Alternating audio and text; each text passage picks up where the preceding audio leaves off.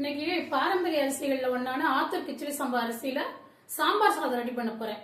ஒரு 1/4 மணி நேரத்துல ரெடி ஆயிடும். அந்த மாதிரி எளிமையா பண்ண போறேன்.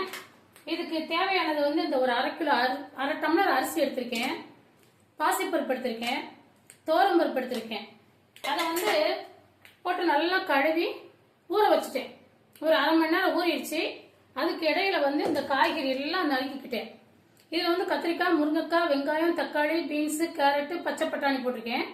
அடிஷ்னலாக மாங்காய் போட்டிருக்கேன். மாங்காய் எதுக்காகன்னு கேட்டிங்கன்னா, சுகர் இருக்கவங்களுக்கு புளி சேர்க்கக்கூடாது, கால் எரிச்சல் வரும். அதனால காயை சேர்த்துட்டேன். இதெல்லாம் தாளிச்சு விட போகிறேன், பாருங்க. நல்லெண்ணெய் ஊற்றிக்கிறேன். தேவையான நல்லெண்ணெய் ஊற்றிட்டு கடுகு உளுந்து பருப்பு போட்டு தாளிக்க போகிறேன். கடுகு நல்லா வெடிச்சதுக்கப்புறம் கொஞ்சம் பெருங்காயமாக ஆட் பண்ணிக்கிட்டேன். இப்போ கடுகு வெடிச்சிருச்சு.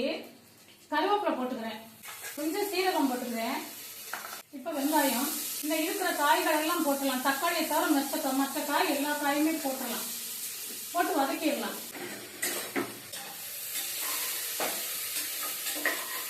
இப்போ வதக்கிட்டு கொஞ்சம் வதங்கினோடனே தக்காளியை போட்டுடலாம்.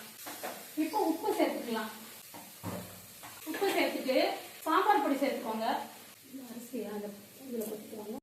இந்த டம்ளர் நிறைய அரிசியும் பருப்பும் சேர்த்து எடுத்திருந்தேன். இப்ப காய்கறி எல்லாம் போட்டுக்கனால 3.5 டம்ளர் தண்ணி ஊத்திருக்கேன். மொத்தம் 3.5 டம்ளர் ஊத்திருக்கேன். இப்ப அரிசியை போட்டுடலாம்.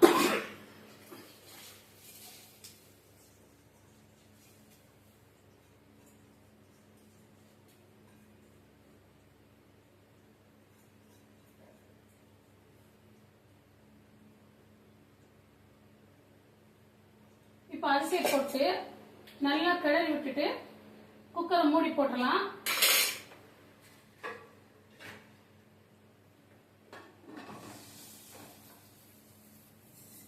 கொஞ்சம் பிரஷர் வந்த உடனே வெயிட் போட்டுடலாம்.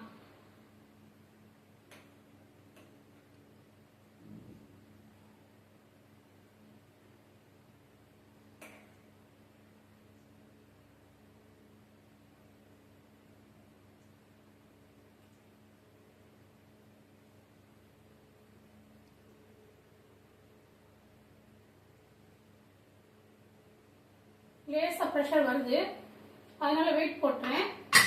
ஒரு 3 விசில் வந்த உடனே ஆஃப் பண்ணிட்டு எடுத்து காட்டுறேன். இப்போ சாம்பார் சாதம் ரெடி ஆயிடுச்சு. பிரஷர் போயிடுச்சு. திறந்து எடுத்துட்டு கொஞ்சம் நெய் விட்டு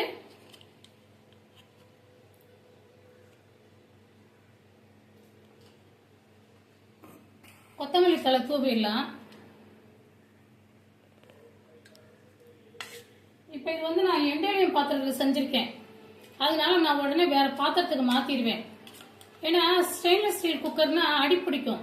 அதனால எண்டேலியம் பாத்திரம் வாங்கி வச்சுருக்கேன். ஆனால் ரெடியான உடனே நான் வந்து வேற பாத்திரத்துக்கு மாற்றிடுவேன். இந்த ரெடி ஆயிடுச்சு. மனமும் சுவையும் கம கமன்னு நல்லா இருக்குது. இதே மாதிரி செஞ்சு பாருங்க.